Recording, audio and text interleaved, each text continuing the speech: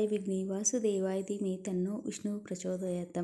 ಓಂ ಮಹಾಲಕ್ಷ್ಮೀ ಚ ವಿಘ್ನೇ ವಿಷ್ಣು ಪತ್ತೇ ಚ ಧೀಮಹಿ ತನ್ನೋ ಲಕ್ಷ್ಮೀ ಪ್ರಚೋದಯಾತ್. ಶುಭೋದಯ ಸ್ನೇಹಿತರೆ.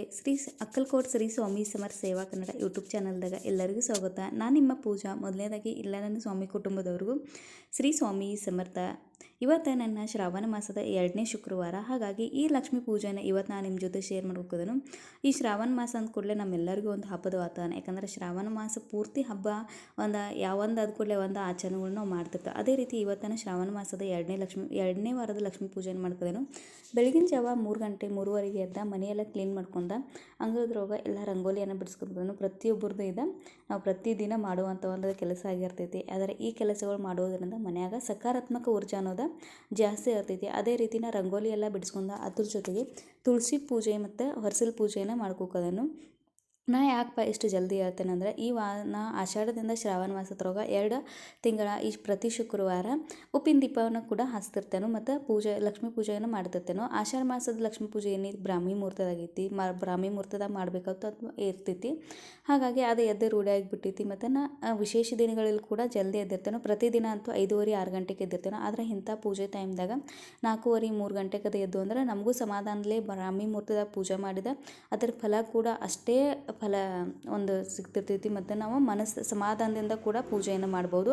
ಇನ್ನು ಮನ್ಯಾಗ ಚಿಕ್ಕ ಮಕ್ಕಳು ಇದ್ದು ಅಂದ್ರೆ ಅವ್ರದ್ದು ಹಿಡ್ಕೊಂಡ ಪೂಜೆ ಮಾಡಬೇಕಾದ್ರೆ ಒಂದು ಸ್ವಲ್ಪ ತೊಂದರೆ ಆಗ್ತೈತಿ. ಅದೇ ರೀತಿ ನಮ್ಮ ಮನ್ಯಾಗ ಸಮೂಹ ಇರೋದ್ರಿಂದ ಸಮೂಹ ಏನು ಕಿರಿಕಿರಿ ಏನು ಮಾಡೋಲ್ಲ. ಆದ್ರೆ ಅವ ಒಬ್ಬ ಎಲ್ಲರೂ ಆಫೀಸ್ಗೆ ಸ್ಕೂಲಿಗೆ ಅದ ಹೋದ್ರಂದ್ರೆ ಅವ ಒಬ್ಬ ಆಗೋದ್ರಿಂದ ಕಾಡ್ತಿರ್ತಾ. ಹಾಗಾಗಿ ಅವ ಹೇಳೋಕ್ಕಿಂತ ಅಥವಾ ಒಂದು ಸ್ವಲ್ಪನ ಜಲ್ದಿ ಅದು ಈ ರೀತಿ ಪೂಜೆ ಸಮಾಧಾನಲೇ ಮಾಡಕ್ಕೆ ಸಿಗ್ತಿತ್ತು ಅನ್ನೋ ಒಂದು ಉದ್ದೇಶದಿಂದ ನಾ ಜಲ್ದಿ ಅದು ಪೂಜೆ ಮಾಡ್ಕೊಂಡಿರ್ತೇನೆ. ಹೊರಸಲ್ ಪೂಜೆ ಮಾಡ್ಕೊಂಡು ಇವತ್ತು ಏಕಾದಶಿ ಆಗಿದ್ದವನು ನಿನ್ನೆ ಎಲ್ಲ ತುಳಸಿ ಮಾಲೆ ಎಲ್ಲ ರೆಡಿ ಮಾಡಿ ಇಟ್ಕೊಂಡು ಸರಳವಾಗಿ ಪೂಜೆ ಮಾಡ್ಕೊಂಡು ಈ ಸಮೂಹ ಮಹಾರಾಜ ಏನಿದಲ್ಲ ಈಗ ಎಲ್ಲರೂ ಹೋಗಿದ್ದಾರೆ. ಅವನು ರೆಡಿ ಮಾಡಿಸಿ ಅವ್ನಿಗೆ ಟಿ ವಿ ಹಚ್ಚಿ ಕೊಟ್ಬಿಟ್ನೆ ಅಂದ್ರೆ ಹೊಟ್ಟಿಗಂತೂ ಹಾಕಿದ್ದಾನೆ. ಅವ್ನು ಟಿ ವಿ ಹಚ್ಚಿ ಕೊಟ್ಬಿಟ್ನೆ ಅಂದ್ರೆ ಅವ್ನು ಟಿ ವಿ ನೋಡ್ತಾ. ಇನ್ನು ನಾನು ಏನು ಸಂಪತ್ ಶುಕ್ರವಾರದ ಲಕ್ಷ್ಮೀ ಪೂಜೆ ಇಲ್ಲ ಇದನ್ನು ಮಾಡ್ತಿರ್ತೇನೆ. ಈ ಸಂಪತ್ ಶುಕ್ರವಾರದ ಲಕ್ಷ್ಮೀ ಪೂಜೆ ಬ್ರಾಹ್ಮಿ ಮುಹೂರ್ತದಾಗ ಮಾಡಬೇಕಂತಿಲ್ಲ. ಯಾವುದೇ ಒಂದು ಪೂಜೆಯನ್ನು ನಾವು ನಂಬಿಕೆ ಇಟ್ಟ ಮನಸ್ಸಾಗ ದೃಢ ಭಕ್ತಿ ಇತ್ತಂದ್ರೆ ಆ ಪೂಜೆ ಹೋಗಿ ಸಲ್ತೈತಿ. ಯಾವ ಟೈಮ್ದಾಗ ಮಾಡ್ತೇವೆ ಅನ್ನೋದು ಇಂಪಾರ್ಟೆಂಟ್ ಅಲ್ಲ. ಆದರೆ ಕೆಲವೊಂದು ಟೈಮ್ದಾಗ ಮಾಡಿದ ಪೂಜೆಗಳ ಒಂದು ಫಲಪ್ರಾಪ್ತಿ ಜಾಸ್ತಿ ಇರ್ತೈತಿ. ಮತ್ತು ಮನಸ್ಸು ಸಮಾಧಾನದಿಂದ ಮಾಡಿದ ಪೂಜೆ ಖಂಡಿತವಾಗಿ ಫಲ ನೀಡ್ತೈತಿ. ಇದೇ ರೀತಿ ಮನೆ ಎಲ್ಲ ಪೂಜೆಯದ್ದು ತಯಾರಿಯನ್ನು ನಿನ್ನೆ ಅಡ್ವಾನ್ಸ್ ಮಾಡಿ ಇಟ್ಕೊಂಡಿರ್ತೇನೆ. ಹೂವು ಹಣ್ಣು ಎಲ್ಲ ಮಾರ್ಕೆಟಿನಿಂದ ಮನೆಯವ್ರು ತಂದು ಕೊಟ್ಟಿರ್ತಾರೆ. ಆಮೇಲೆ ಇಲ್ಲಿ ಜಗಲಿ ಮುಂದೆ ಪೂಜೆಯನ್ನು ಮಾಡ್ತಿರ್ತೇನೆ. ಎಲ್ಲ ಸ್ವಚ್ಛಂಗ ಒರೆಸ್ಕೊಂಡು ಅಲ್ಲಿ ಸರಳವಾಗಿ ಅಷ್ಟದಳ ಪದ್ಮಕಮಲವನ್ನು ಅಷ್ಟದಳ ಪದ್ಮ ರಂಗೋಲಿಯನ್ನು ತಕ್ಕೊಂಡ ಸಿಂಪಲ್ಲಾಗಿ ತಕ್ಕೋಕೋದನು. ಆಮೇಲೆ ರಂಗೋಲಿಯನ್ನು ಸಾಚೆ ಕೂಡ ಇದ್ದು ಅದ್ರ ಜೊತೆಗೆ ಲಕ್ಷ್ಮಿ ಮತ್ತು ವಿಷ್ಣು ಪಾದಗಳನ್ನು ತಕ್ಕೊಂಡು ಸ್ವಸ್ತಿಕ ಶಂಖವನ್ನು ತಕ್ಕೊಂಡು ಅದ್ರ ಮೇಗೂ ಅರ್ಶಿನ ಕುಂಕುಮವನ್ನು ಹಾಕಿ ಆಮೇಲೆ ಲಕ್ಷ್ಮೀ ಮಾತೆ ಪೂಜೆಗೆ ಆರಂಭ ಮಾಡ್ಕೋದನು. ಈ ರಂಗೋಲಿ ಸಿಂಪಲ್ ಐತಿ. ನಾವು ಜಗಲಿ ಮುಂದೆ ತಗೋವಂಥ ರಂಗೋಲಿಗಳು ಬೇರೆ ಆಗಿರ್ತಾವೆ. ಅಂಗಳಾಗ ಹಾಕುವಂಥ ರಂಗೋಲಿಗಳು ಕೂಡ ಬೇರೆ ಆಗಿರ್ತಾವೆ. ಹಾಗಾಗಿ ಕೆಲವೊಂದು ರಂಗೋಲಿಗಳನ್ನ ನಾವು ಹೊರಗೆ ಅಂಗಳದಾಗ ಹಾಕಬಾರ್ದು. ಇನ್ನು ಇಲ್ಲಿ ರಂಗೋಲಿ ತೆಗೆದಾದ ನಂತರ ಇಲ್ಲಿ ಕೂಡ ಒಂದು ಮಣಿಯನ್ನು ಇಟ್ಟ ಅದ್ರ ಮ್ಯಾಗ ನಾ ಶ್ರೀ ಅಂತ ತೆಗಿತೇನೆ. ಯಾವುದೇ ಒಂದು ಪೂಜೆ ಮೊದಲು ಆರಂಭ ಮಾಡೋಕ್ಕಿಂತ ಮುಂಚೆ ಮೊದಲು ದೀಪಾರಾಧನೆ ಮಾಡಿ ದೀಪ ಪೂಜೆಯನ್ನು ಮಾಡಿ ಆಮೇಲೆ ಪೂಜೆಯನ್ನು ಆರಂಭ ಮಾಡಬೇಕು. ಅದೇ ರೀತಿ ನಾನು ಕೂಡ ಇಲ್ಲಿ 2 ಸಮಯಗಳನ್ನ ಸ್ವಚ್ಛಾಗಿ ನಿನ್ನೆ ಕ್ಲೀನ್ ಮಾಡಿ ಇಟ್ಕೊಂಡು ಅವಕ್ಕೂ ಕೂಡ ಇವತ್ತು ಬತ್ತಿ ಎಣ್ಣೆ ಹಚ್ಚಿ ಆ ದೀಪಗಳನ್ನ ಮೊದಲನೇದಾಗಿ ಪೂಜೆ ಮಾಡಿ ಆಮೇಲೆ ನಾನು ಲಕ್ಷ್ಮೀ ಪೂಜೆ ಆರಂಭ ಮಾಡ್ಕೋದೇನು. ಈ ವಿಡಿಯೋ ಇಷ್ಟ ಆದರೆ ಹೆಚ್ಚಿನ ಪ್ರಮಾಣದಾಗ ಶೇರ್ ಮಾಡಿರಿ ಮತ್ತು ಹೊಸವಾಗಿ ನೋಡೋರು ದಯವಿಟ್ಟು ಚಾನಲ್ನ ಸಬ್ಸ್ಕ್ರೈಬ್ ಮಾಡ್ಕೊಂಡು ನೋಡಿರಿ. ನೀವು ಕೂಡ ಲಕ್ಷ್ಮೀ ಮಾತೆ ಪೂಜೆಯನ್ನು ಮಾಡಿರೋ ಕಮೆಂಟ್ ಮುಖಾಂತರ ತಿಳಿಸಿ. ಮತ್ತು ಪ್ರತಿಯೊಬ್ಬರು ವಿಡಿಯೋ ನೋಡಿದಾರ ಕಮೆಂಟ್ದಾಗ ಮಹಾಲಕ್ಷ್ಮಿ ನಮಸ್ತುತೆ ಕಮೆಂಟ್ ಮಾಡಿರಿ. ಇದರಿಂದ ನನಗೂ ಕೂಡ ಇನ್ನಷ್ಟು ಇಂಥ ಈ ವಿಡಿಯೋಗಳನ್ನ ಮಾಡಬೇಕು ಅನ್ನೋ ಒಂದು ನಿಮ್ಮ ಸಪೋರ್ಟ್ ಇರ್ತೈತಿ. ಅದೇ ರೀತಿ ದೀಪ ಪೂಜೆಯನ್ನು ಮಾಡ್ಕೊಂಡು ಅಲ್ಲಿನ ಆ ಮನೆ ಮ್ಯಾಗ 2 ಮುಟ್ಟಿಗೆ ಅಕ್ಕಿ ಕೆಳಗೆ ಹಾಕಿ ಒಂದು ಪ್ಲೇಟ್ ತೊಗೊಂಡು ಅದ್ರದಾಗ 3 ಮುಟ್ಟಿಗೆ ಅಕ್ಕಿ ಹಾಕಿ ಅದ್ರ ಮ್ಯಾಗ ಸ್ವಸ್ತಿಕನ ತಕ್ಕೋದೇನು.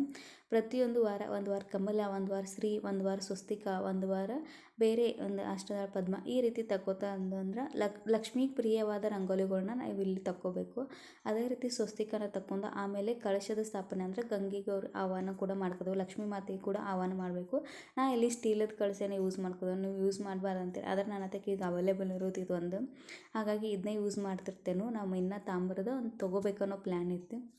ಆಮೇಲೆ ಅದ್ರೊಳಗೆ ಒಂದು ಅಡಿಕೆ ಬೆಳ್ಳಿ ಕಾಯಿನ ಮತ್ತು ಅಕ್ಷತೆ ಹೂವು ಕುಂಕುಮ ಹಾಕಿ ನಮ್ಮ ಎಲ್ಲ ಏನು ನಾವು ಎಲ್ಲ ನದಿಗಳ ಹೆಸರು ಹೇಳಿ ಲಕ್ಷ್ಮೀ ಮಾತೆ ಆಹ್ವಾನ ಮಾಡಿ ಆ ಕಳಶ ಸ್ಥಾಪನೆಯನ್ನು ಮಾಡಬೇಕು. ಅದ್ರ ಜೊತೆಗೆ ಇಲ್ಲಿ ತೆಂಗಿನಕಾಯಿಗೂ ಲಕ್ಷ್ಮೀ ಮಾತೆಯ ಮೊಗಸೀರೆಯನ್ನು ಹಾಕೋದನ್ನು, ಅದ್ರ ಜೊತೆಗೆ ನಾವು ಇಲ್ಲಿ ಎಲ್ಲ ಮೊಗಸೀರೆ ಹಾಕಿ ಆ ಕಳಶದಾಗ ಸಂಕಲ್ಪ ಕೂಡ ಮಾಡಬೇಕು. ಆಮೇಲೆ ಲಕ್ಷ್ಮೀ ಮಾತೆ ನನಗೇನು ತಗೋಕೆ ಸಾಮರ್ಥ್ಯ ನೀಡಿದಾಳೆ ಆ ಒಡವೆದ ಬಂಗಾರದ ಒಡವೆಗಳ್ನು ಕೂಡ ಇಲ್ಲಿ ಲಕ್ಷ್ಮೀ ಮಾತೆಗೆ ಹಾಕಿರ್ತೇನೆ.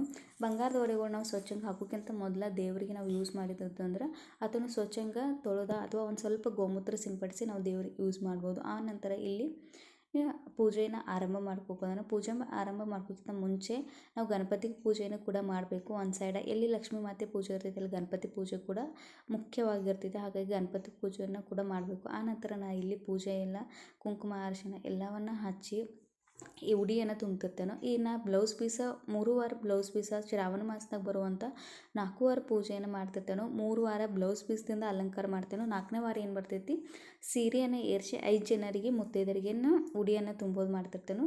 ಮತ್ತು ಆ 4ನೇ ವಾರ ಉದ್ಯಾಪನವನ್ನು ಮಾಡ್ತೇವೆ. ಇದೇ ರೀತಿನ ಮಾಡ್ತೇವೆ. ಪ್ರತಿಯೊಂದು ಕಡೆ ಬೇರೆ ಬೇರೆ ಪದ್ಧತಿ ಇರ್ತೈತಿ. ಅಥವಾ ಒಂದೊಂದು ಕಡೆ ವರಮಹಾಲಕ್ಷ್ಮಿ ಅಂತ ಹೇಳಿ ಆಚರಣೆ ಮಾಡ್ತಾರೆ. ಶ್ರಾವಣ ಮಾಸದ 2ನೇ ಶುಕ್ರವಾರ ಅಂತ ಹೇಳಿ. ಆದರೆ ನಾವು 4 ವಾರ ವರಮಹಾಲಕ್ಷ್ಮಿ ಅಂತ ಇಲ್ಲ, ಸಂಪತ್ ಶುಕ್ರವಾರ ಅಂತೇಳಿ ಆಚರಣೆ ಮಾಡ್ತೀವಿ. ಮತ್ತು 2 5 ಎಲೆ ಇಟ್ಟ ಅದ್ರೊಳಗೆ ಬಾಳೆಹಣ್ಣು ಲಿಂಬೆಹಣ್ಣು ಎಲೆ ಅಡಿಕೆ ಖಾರಿಕ ಕೊಬ್ಬರಿ ಹೂವು ಈ ರೀತಿ ಹುಡಿಯನ್ನು ತುಂಬ್ತಿರ್ತೇವೆ. ನಾವು ಇದೇ ರೀತಿ ನಮ್ಮ ಕಡೆ ನಾವು ಇದೇ ರೀತಿ ಪೂಜೆಯನ್ನು ಮಾಡ್ತೇವೆ. ಆ ನಂತರ ಶುಕ್ರಗೌರಿ ವ್ರತದ ಪುಸ್ತಕ ಇರ್ತದೆ ಅದು ಕೂಡ ಇಟ್ಟ, ದಕ್ಷಿಣೆ ಕೂಡ ಇಟ್ಟ. ಇವತ್ತು ಏಕಾದಶಿ ಆಗಿರೋದ್ರಿಂದ ಕಡ್ಲಿ ಮತ್ತು ಬೆಲ್ಲವನ್ನು ನೈವೇದ್ಯ ನೆನೆಸಿಟ್ಟಂಥ ಕಡ್ಲಿ ಮತ್ತು ಬೆಲ್ಲವನ್ನು ನೈವೇದ್ಯ ಇಟ್ಟಿದ್ದೇನೆ. ಆಮೇಲೆ ಗಣಪತಿಗೂ ಕೂಡ ಅದೇ ನೈವೇದ್ಯ ಇಟ್ಟ ಮಂಗಳಾರತಿಯನ್ನು ಮಾಡ್ಕೋದೇನೆ. ಈ ರೀತಿ ಈಗ ಎಲ್ಲರೂ ಹೋಗಿರೋದ್ರಿಂದ ನಮ್ಮ ಸಮೂಹ ಇಬ್ಬರ ಮಂಗಳಾರತಿ ಮಾಡ್ತೀವಿ.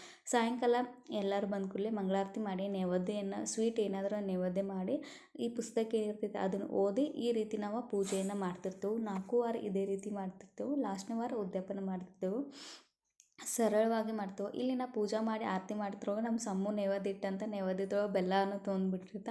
ಹುಡುಗರಿಗೆ ಯಾವತ್ತೂ ಪೂಜೆ ಮುಂದೆ ಅಥವಾ ಪೂಜೆ ಮಾಡಿದ್ಮ್ಯಾಗ ನೈವೇದ್ಯದವ್ರು ಕೈ ಹಾಕತ್ತಾರಂದ್ರೆ ಯಾವತ್ತೂ ಬೇಡ ಅನ್ಬಾರ್ದು. ಯಾಕಂದ್ರೆ ಹುಡುಗರು ದೇವ್ರ ಸಮಾನತೆ ಹೇಳ್ತಿರ್ತಾರೆ. ಈ ಪೂಜಾದ ವಿಡಿಯೋ ನಿಮ್ಗೆ ಇಷ್ಟ ಆದರೆ ಹೆಚ್ಚಿನ ಪ್ರಮಾಣದಾಗ ಶೇರ್ ಮಾಡಿರಿ. ದಯವಿಟ್ಟು ಚಾನಲ್ನ ಸಬ್ಸ್ಕ್ರೈಬ್ ಮಾಡ್ಕೊಂಡು ನೋಡಿರಿ. ಈ ವಿಡಿಯೋಗಳು ಇಷ್ಟ ಆದರೆ ಒಂದು ಕಮೆಂಟ ಒಂದು ಲೈಕನ್ನು ಮಾಡಿರಿ. ಇವತ್ತಿನ ಒಂದು ಸಣ್ಣ ಸೇವೆಯನ್ನು ಶ್ರೀ ಸ್ವಾಮಿ ಸಮರ್ಥ ಮಹಾರಾಜರಿಗೆ ಸಮರ್ಪಣೆ ಮಾಡ್ಕೊಳ್ಳೋಣ.